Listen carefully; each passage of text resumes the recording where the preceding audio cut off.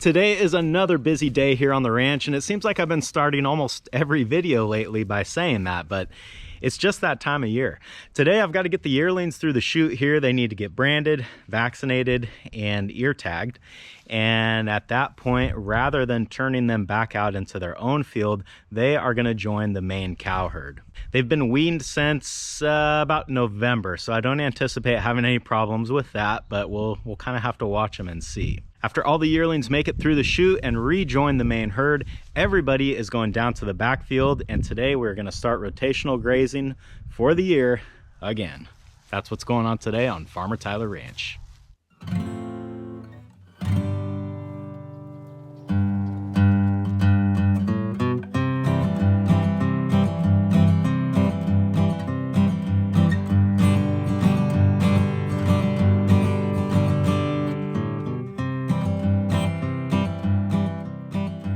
Last year, I tried a more intensive form of rotational grazing. We've always rotationally grazed out here since Grandpa started running cows back in the 70s. But this last year, I tried to do daily moves or every other daily moves. If that is proper grammar, I'm not sure. But anyway, I thought that that wasn't as successful as I hoped it would be. And I think the reason for that is because I didn't start on grass that had really had a chance to stock up. I didn't really want to start the process until all the calves were born because I was a little bit worried about, calves and Hotwire and getting on the other side away from mom. That just seemed like a lot of headaches that I just didn't really want to deal with. And that could still happen, but I think we're going to try it this year. What I'm going to do is put the Hotwire up high enough so that the calves can kind of walk under it and come and go as they please. Otherwise, I think they're just going to be getting stuck in it all the time. So hopefully that will avoid some of our problems. We'll just kind of have to wait and see. My hope is that if I start rotationally grazing more intensively right off the bat, that by the time the rest of the cows come home from the winter pasture, we'll have enough forage stockpiled out here to really take full advantage of that system. So let's go get that Hotwire strung up. Probably be doing a lot of voiceover today because it is pretty breezy and I don't think the audio is going to come through that well. And I want you guys to be able to hear what I'm saying. So we'll go get that Hotwire put up. We'll run the yearlings through the chute here and then send everybody down there, which is going to be really fun with a bunch of new calves, but hopefully we can make it work.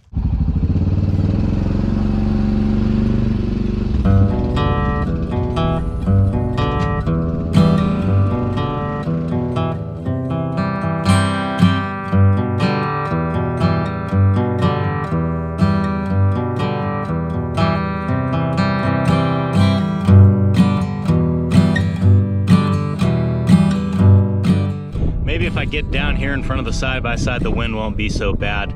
I got down here to the corner and I have totally forgot that they broke this cage around my standpipe down. This happened a while ago. The yearlings broke out and they got into this field, and that was part of the little reminder they left for me. I don't have the materials to fix this right this second, but I've got this little Hotwire strung up around it, and I think that's going to be fine for now. It's definitely not a long-term solution and not a repair I'm real proud of, but sometimes you just got to make do with what you've got.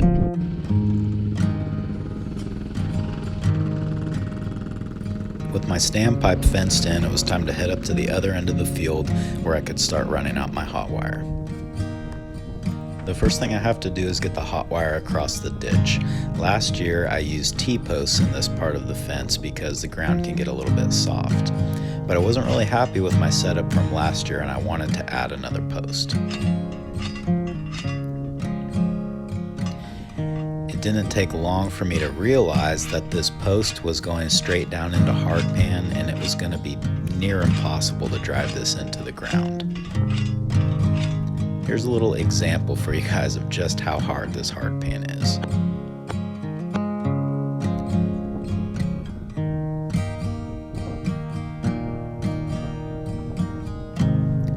So this T-post was not going to work for me, so it was on to plan B. I decided that I could try to take some fiberglass posts and put them across the ditch here because they don't have to go quite as deep into the ground.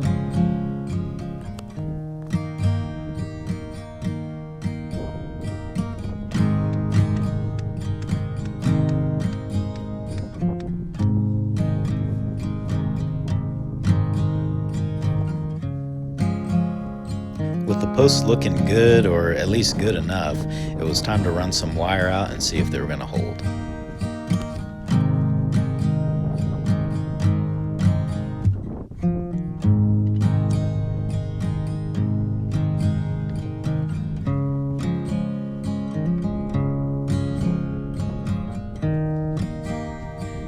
Since I knew the wire would be pulling up on the posts that were in the low spot in the ditch, I flipped the plastic clips upside down in hopes that it would hold the wire on there a bit better.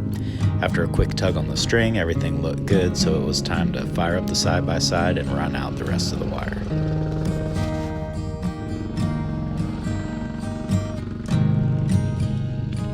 This spool of wire is a 1/4 mile long, and from my calculations, I was pretty confident that it was going to be long enough to reach the other end of the fence where I needed it to hook in. But at the end of the spool, with the wire stretched out as tight as I dare stretch it, I was about 15 feet too short.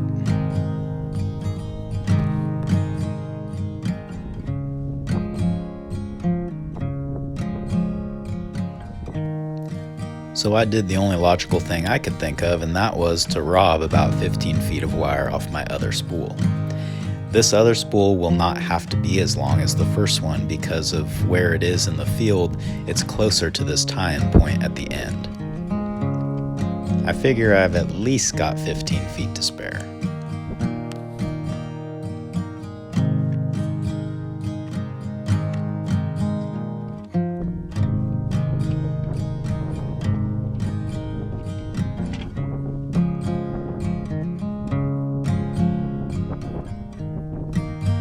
With my square knot tight, it was time to tie my new longer wire back onto my spool, cross my fingers, and hope that my eyeball measurement was accurate enough.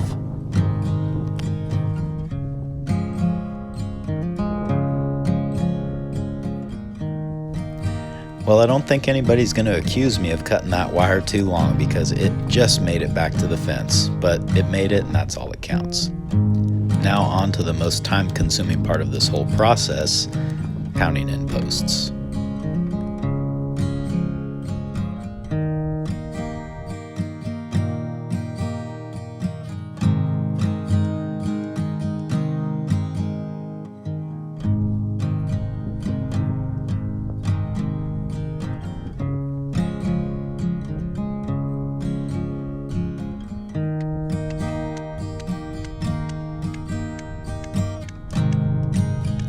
And with the last post in the ground, I can finally move on to the next job.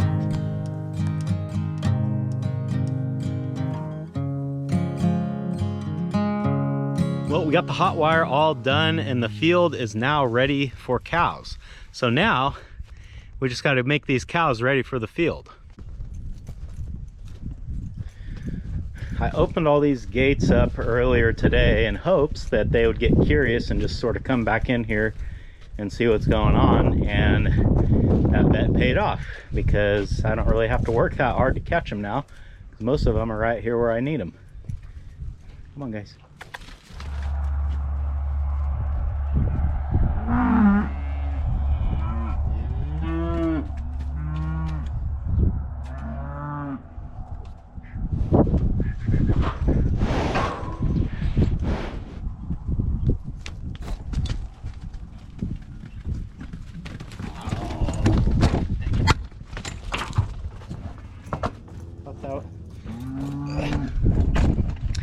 I was trying to use my camera as a blocker, but it didn't work.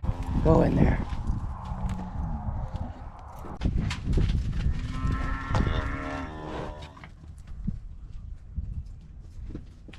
Okay, let's try it one more time. Which way you want to go? That way? Okay, turn right, turn right, turn right, turn right. Good boy.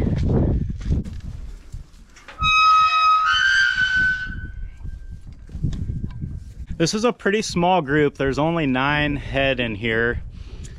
And because not only is it a small number, but also they are physically small because they're just yearlings, I think I can get everybody in the tub rather than taking a couple, 2 groups. We'll just try to do one group all together. Come on. Come on. Come on.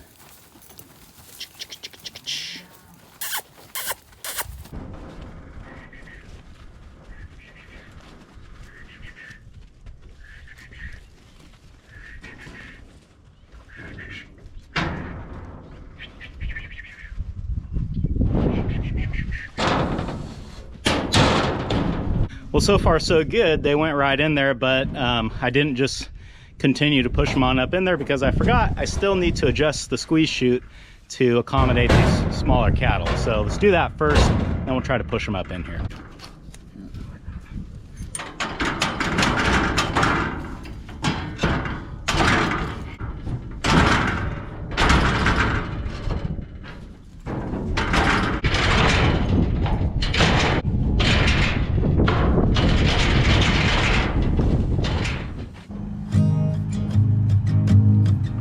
Today, all the yearlings will be getting branded and vaccinated.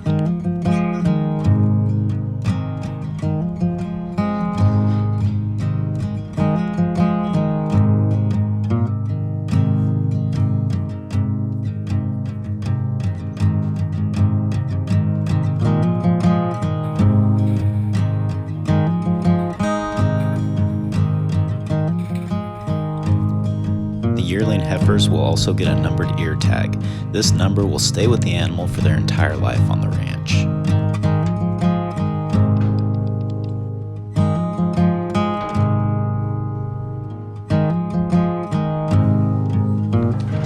Today the yearlings are getting vaccinated with Covaxin 8.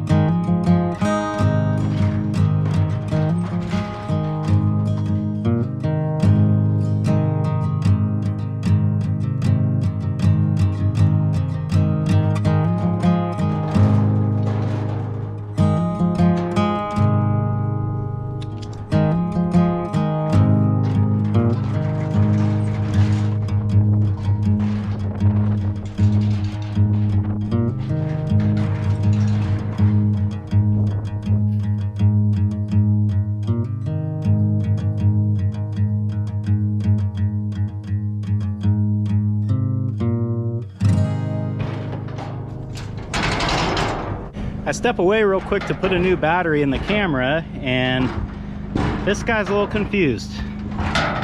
It's not the right way, dude. You're gonna have to turn around. And you go.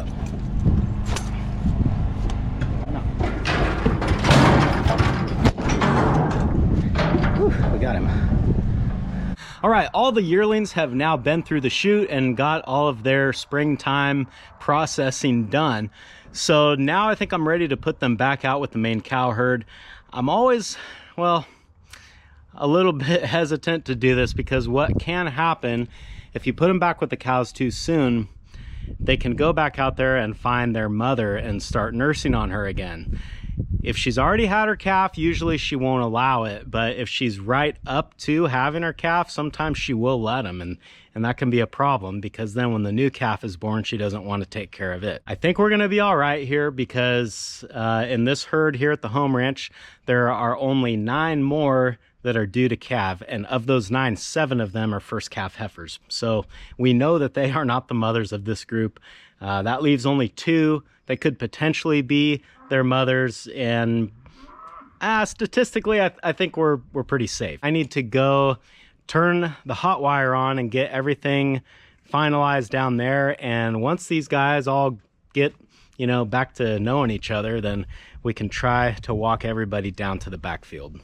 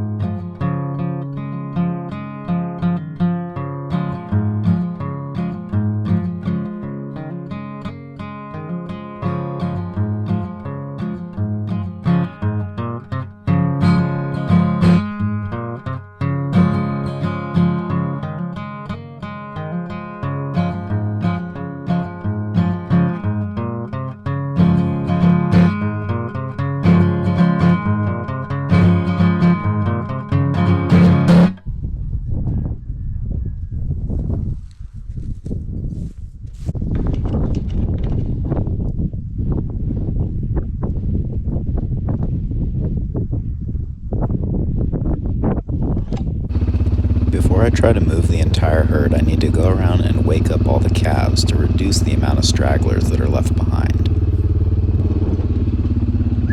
Get 'em! Come on, children. Boy, really something. Come on, baby. Go find your mama. Go find your mama. She's right there. I see her.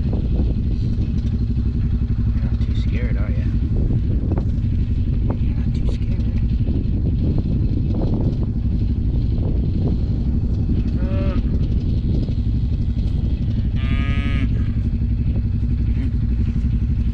You're not my mom. There's your mom. Looks like it. Now we can open some gates.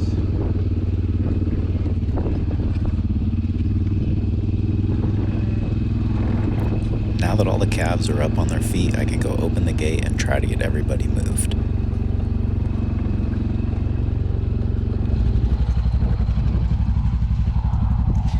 I think they're on to me. They know what's going on here. This might be a problem. The gate that they have to walk through has a lot of mud and water. I know the adult cows are going to be fine going through that, but I am kind of worried about some of the younger, smaller calves.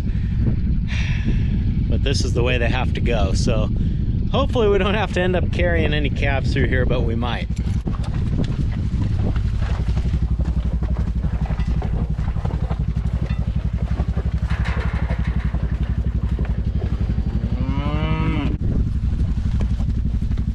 Everybody follow mama. Wherever, at least get in the corral, okay? At least get in the corral. How about that? Can you do that for me? Oh, come on, kids. Come on, kids. This is real easy, guys. We just got to do it. Come on. Come on. So clearly, walking through the puddle is going to be quite a challenge for them.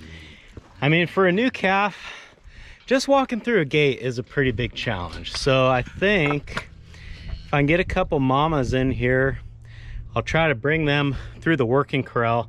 They can get around and get back out into this little field. If I can get a couple cows to cooperate and sort of lead the way, it'll make things a lot easier. But we'll just have to see.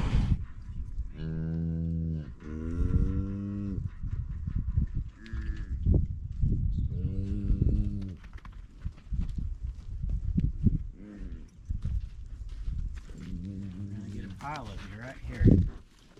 Go on with your friends. Go on with your friends. So I'm having a problem that all of the mothers are down eating, and I still have a pile of calves here. And even if I do get them where I want them to go, there's going to be no one to kind of show them the way. So sometimes what you can do to attract some attention or get some cows to come over is to do a distressed calf call. And if they hear that, we might get one come running over here. Ma! Oh, makes me cough. Ma! Ma! Oh yeah, we're getting some attention now. Ma! Oh boy, now Calvary's. I got like 5 of them coming over here now. When a calf is in trouble or scared, they will call out, making a sound a lot like what you just heard me make. The mothers know this sound, and they think when they hear it that their baby's in trouble, and that's what makes them run over. All you get in there, not the babies.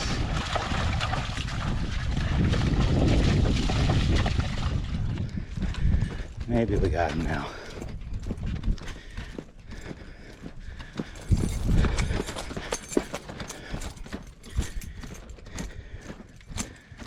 Good night. Whew.